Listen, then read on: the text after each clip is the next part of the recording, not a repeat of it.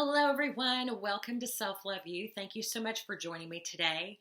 Today, I would like to discuss about self-esteem versus self-worth, and also how the narcissist would damage your self-esteem, how the narcissist damages your self-esteem, and what you can do to get your self-esteem back.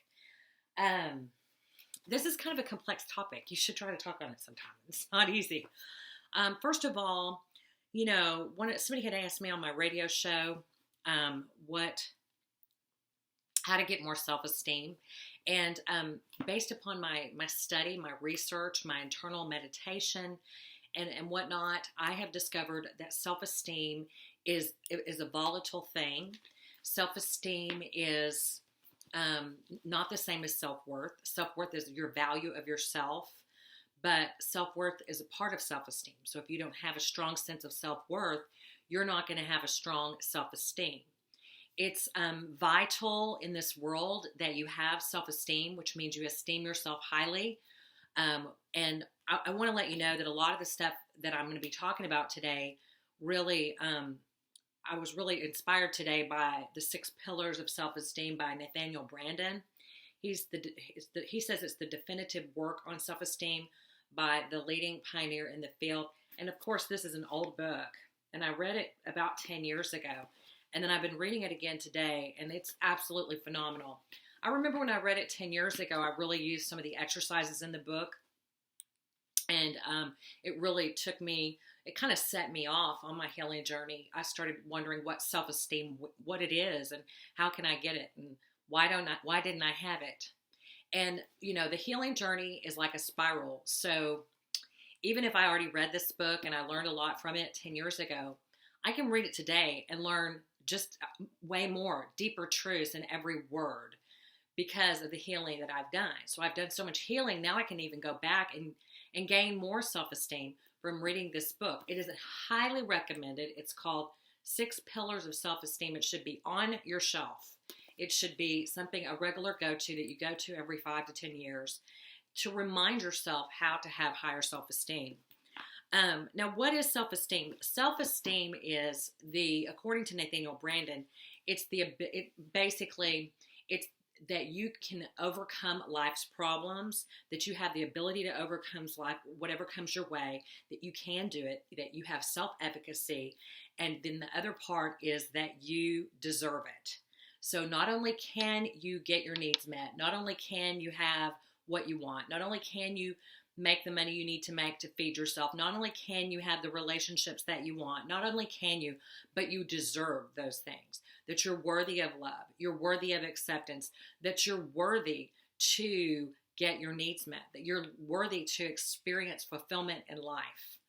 And Nathaniel Branden talks a lot about, talks a little bit about how, people that seem to have such a high self-esteem, like a narcissist or something, that those people that are not necessarily people with high self-esteem. If you are arrogant and boisterous, then that means that you're living on the comparison scale.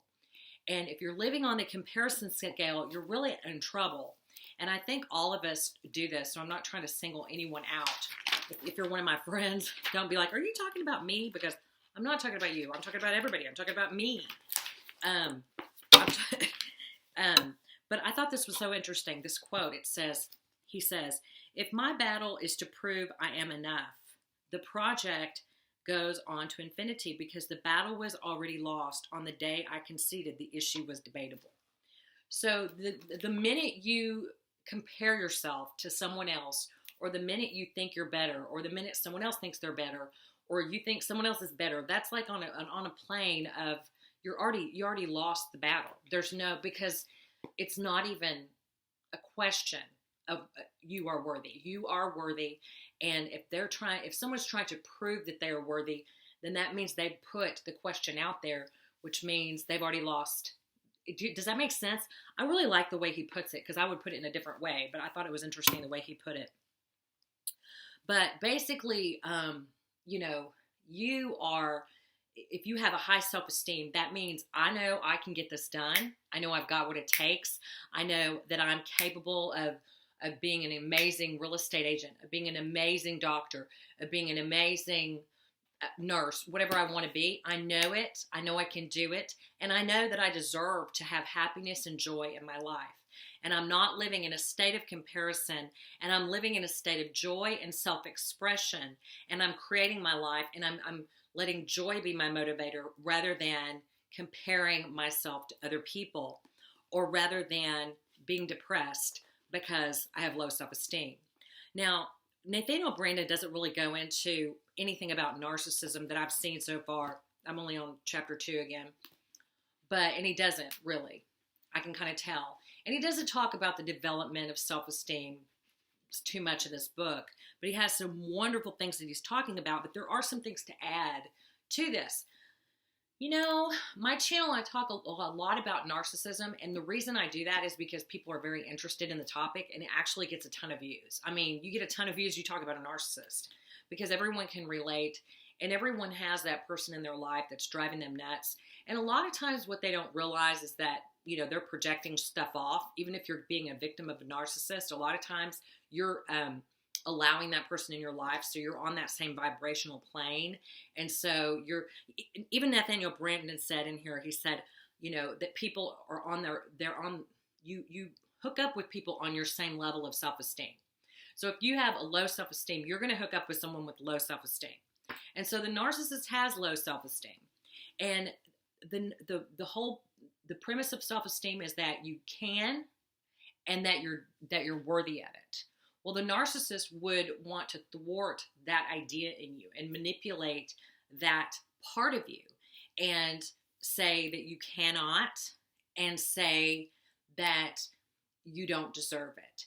And this can be done in a myriad ways. It can be done, you know, just by little jabs, like, you know, it can be so covert that you can't even explain how it is done, how someone can covertly manipulate you into believing that you cannot do what you want to do, or that you do not deserve to have what is your rightful, what you deserve to have in life.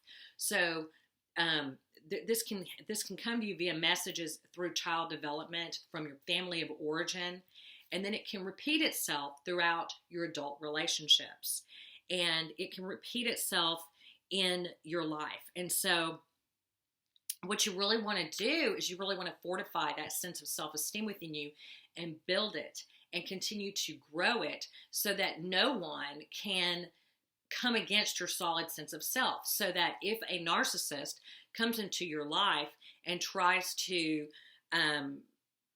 control you and tries to take away your I am, your sense of your solar plexus, your sense of I am, your sense of competency, your sense of, you know, they you know, make little comments about whatever, or maybe they insinuate that you don't deserve whatever, or whatever they do, then you can, if you know it in your heart, okay, if you know that you know that you know that you can, and you know that you know that you know that you deserve it, no one can come near you. No one can touch you.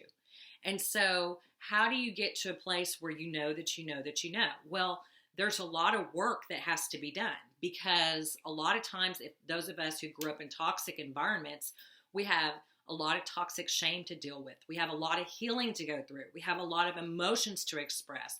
We have a lot of parts of ourselves, like I talked about in an earlier video where I said, you know, it's almost like you're a tornado, and you've been in a tornado and yourself is scattered all across Oklahoma. You know, your bathtub is over there, and your you know, living room's over there, and your bathroom is back there, and your master bedroom is on that tree over there. And you have to begin to pull all of these elements together, self-esteem, self-worth being paramount of them all. Because if this was not reflected to you, if this was not mirrored to you, if this was not instilled in you as a conviction that you can, and that you deserve it, that you can, and that you deserve it. And this is in all areas. I don't care if it's, you know, financially, relationally, emotionally, you know, you're an adult, you can, you know, self-actualization, you can do it, and you're worthy of it. and you're valuable. And so it's a lot more than just sitting there telling yourself affirmations, although affirmations are helpful. One of the things that you must do that he mentioned in here, that he put it in such a great way. I just love the way he put it. But it's exactly what, I call it reparenting, where you have to come in and you have to argue with that voice inside of you that's saying, I could never do that. I don't deserve that. Or I made too much money. I need to go join the mission field and become a monk. Or I don't deserve to be successful. I don't deserve to be financially wealthy. I don't deserve to have a loving relationship. I don't deserve to have a happy marriage. I don't deserve to have a happy home. I don't deserve this and that and the other. So you have this voice. So you have to come in and be a higher voice and say logically, in reality, you know what? I can do this. I can do this. And I do deserve this. And it's just such an interesting thing. One of the things he said is you have to have self-efficacy and self-respect. And that self-respect is being that I like that he said this. I've never thought of it like this. That self-respect is actually believing that you deserve it. I just really think I don't know if I agree with that. I don't know if I think self-respect is valuing yourself, knowing that you deserve to be treated a certain way, knowing you deserve honor, valuing yourself. But I don't know how self-respect is at the same time knowing that you're deserving of it. I think self-respect is valuing yourself, but I guess it does. It all comes together. So self-respect, from what Nathaniel Branden says, is valuing yourself and knowing that you deserve it. That's part of valuing yourself. And if you can't do it, then that is your aim. That is your goal. Because, you can get it. Like for me, I was able to be very successful at a very young age and make a whole lot of money. But I was out there trying to prove myself. I had something to prove. And if you have something to prove, then that means you're comparing yourself, which means you've already lost the game. So it's not about achievement per se.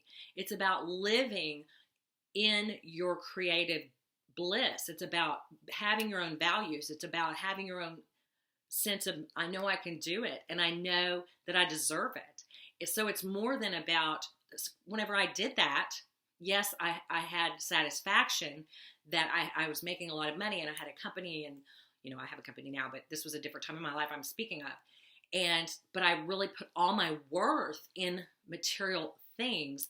And so that's not where it's at either. All your worth has to come from within, and you have to know that you can do it, and you have to know that you deserve it, not do it so that you will deserve it. So I used to think, oh, if I do this, then it'll happen. Then I'll feel the love I need. Oh, if I get that new car. Whenever I was in my early 20s, it was like, oh, if I get that new car, then I'll feel loved and happy. If I do this, then. But self-esteem is knowing it, and knowing you can get what you want out of life, and knowing that you deserve to get what you want out of life. And the narcissist would not want you to know that. And so whenever you know that you can and you do it, you don't really care about the narcissist anymore.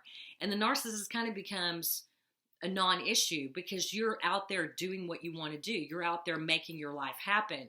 You're not sitting there worrying about the narcissist because you're too busy living your bliss. You're painting, you're cooking, you're exercising, you're meeting new people, you're socializing, you're decorating your home, you're playing with your pets, you're training your dog to sit, your new puppy. I got a new puppy, by the way. A new puppy. Yes, his name is Tanner, and he's asleep right now. But anyway, you know what I mean? You're living, you're doing things, you're having fun. You know you can. You know you deserve it. That voice in your head that would tell you that you don't deserve anything, that was implanted there by people that didn't know what the hell they were talking about when they raised you and didn't give you the space to be who you are. That voice, that lying voice, it's overcoming that and knowing that no matter what the narcissist says, no matter what the message someone tries to send to you, that you're worthy, and not even worrying about the narcissist anymore. And living from your truth, living from your values, and kicking ass. That is what I have to say today. Thank you so much for listening. Talk to you soon. Leave a comment and share.